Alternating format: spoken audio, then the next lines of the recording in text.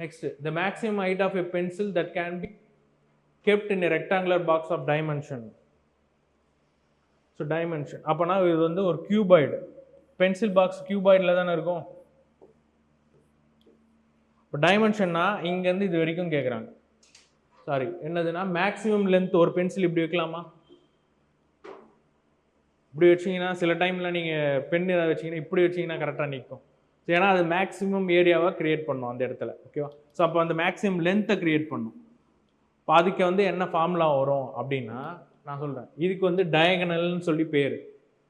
அந்த போர்ஷனை கனெக்ட் பண்ணுறதுக்கு டயகனல்னு சொல்லி பேர். அதாவது இந்த கார்னர்லேருந்து அந்த லாஸ்ட்டு கீழ்ப்பக்க கார்னர் வரைக்கும் இப்படி வைக்கிறது. ஸோ அதுக்கு ஃபார்முலா வந்து D = √L² + B² + H². ஏன்னா கியூபாய்டு பார்க்குறோம் LBH. ஸோ உங்களுக்கு இது 8, 6, 2 இதுதான் வந்து LBH. அப்போ என்ன வரும்? 64 + 36 + 4. அப்போ √104 சென்டிமீட்டர்.